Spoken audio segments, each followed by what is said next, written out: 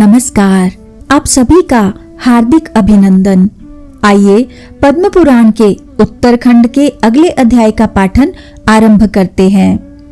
भगवत पूजन, दीपदान, यम तर्पण, दीपावली कृत्य, गोवर्धन पूजा और यम द्वितीया के दिन करने योग्य कृत्यों का वर्णन। महादेव जी कहते हैं, जो प्रतिदिन मालती से भगवान गरुड़ ध्वज का पूजन करता है वह जन्म के दुखों और बुढ़ापे के रोगों से छुटकारा पाकर मुक्त हो जाता है। जिसने कार्तिक में मालती की माला से भगवान विष्णु की पूजा की है उसके पापों को भगवान श्री कृष्ण धो डालते हैं। चंदन, कपूर, अर्गजा, केशर, केवड़ा और दीपदान भगवान केशव को सदा ही प्रिय हैं। कमल का पुष्प, तुलसी दल, मालती, अगस्त्य का फूल और दीपदान, ये 5 वस्तुएं कार्तिक में भगवान के लिए परम प्रिय मानी गई हैं। कार्तिक के केवड़े के फूलों से भगवान ऋषिकेश का पूजन करके मनुष्य उनके परम पवित्र एवं कल्याणमय धाम को प्राप्त होता है। जो अगस्त्य के फूलों से जनार्दन का पूजन करता है उसके दर्शन से नरक की आग बुझ जाती है। जैसे कौस्तुभ मणि और वनमाला से भगवान को प्रसन्नता होती है उसी प्रकार कार्तिक में तुलसी दल से भी अधिक संतुष्ट होते हैं। अब कार्तिक में दिए जाने वाले दीप का महात्म्य सुनो। मनुष्य के पितर अन्य पितृगणों के साथ सदा इस बात की अभिलाषा करते हैं कि क्या हमारे कुल में भी कोई ऐसा उत्तम पितृभक्त पुत्र उत्पन्न होगा जो कार्तिक में दीपदान करके श्री केशव को संतुष्ट कर सके। स्कंद, कार्तिक में घी अथवा तिल के तेल से जिसका दीपक जलता रहता है उसे अश्वमेध यज्ञ से क्या लेना। जिसने कार्तिक में भगवान केशव के समक्ष दीपदान किया है उसने संपूर्ण यज्ञों का अनुष्ठान कर लिया और समस्त तीर्थों में गोता लगा लिया। बेटा, विशेषतः कृष्ण पक्ष में 5 दिन बड़े पवित्र हैं। कार्तिक कृष्णा 13 से कार्तिक शुक्ला 2 तक उनमें जो कुछ भी दान किया जाता है वह सब अक्षय एवं संपूर्ण कामनाओं को पूर्ण करने वाला होता है। लीलावती वेश्या दूसरे के रखे हुए दीपक को जलाकर शुद्ध हो अक्षय स्वर्ग को चली गई। इसलिए रात्रि में सूर्यास्त हो जाने पर घर में, गौशाला में, देव वृक्ष के नीचे तथा मंदिरों में दीपक जलाकर रखना चाहिए। देवताओं के मंदिरों में, शमशानों में और नदियों के तट पर भी अपने कल्याण के लिए घृत आदि से 5 दिनों तक दीपक जलाने चाहिए। ऐसा करने से जिनके श्राद्ध और तर्पण नहीं हुए हैं वे पापी पितृ भी दीपदान के पुण्य से परम मोक्ष को प्राप्त हो जाते हैं।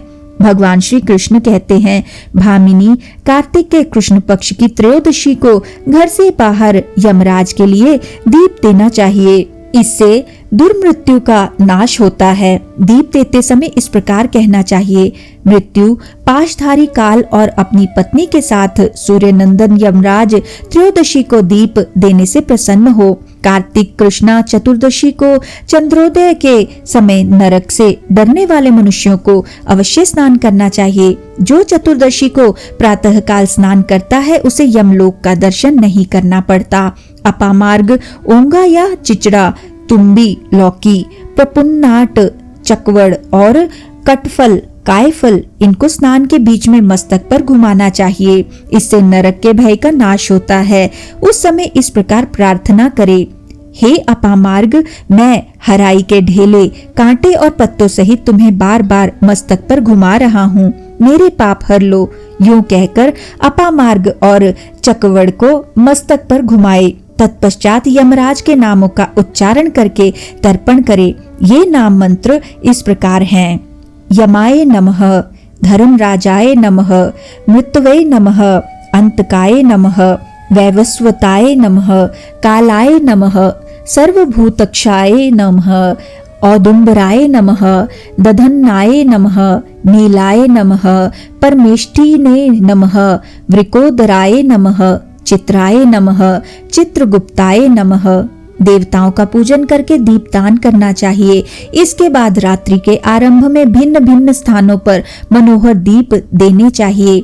ब्रह्मा, विष्णु और शिव आदि के मंदिरों में, गुप्त ग्रहों में, देव वृक्षों के नीचे, सभा भवन में, नदियों के किनारे, चार दीवारी पर, बगीचे में, बावली के तट पर, गली कूचों में, गृहोद्यान में तथा एकांत अश्वशालाओं एवं गजशालाओं में भी दीप जलाने चाहिए। इस प्रकार रात व्यतीत होने पर अमावस्या को प्रातःकाल स्नान करे और भक्ति पूर्वक देवताओं तथा पितरों का पूजन और उन्हें प्रणाम करके पार्वण श्राद्ध करे। फिर दही, दूध, घी आदि नाना प्रकार के भोज्य पदार्थों द्वारा ब्राह्मणों को भोजन कराकर उनसे क्षमा प्रार्थना करे। तदनंतर भगवान के जागने से पहले स्त्रियों के द्वारा लक्ष्मी जी को जगाए। जो प्रबोध काल ब्रह्म मुहूर्त में लक्ष्मी जी को जगाकर उनका पूजन करता है, उसे धन संपत्ति की कमी नहीं होती।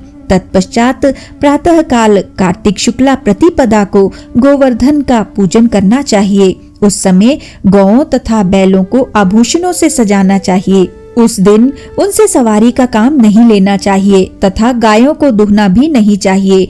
पूजन के पश्चात गोवर्धन से इस प्रकार प्रार्थना करे। गोवर्धन धराधर गोकुल त्राण कारक, विष्णु बाहो कृतोच्छ्राय, गवाम कोटि प्रदो भव।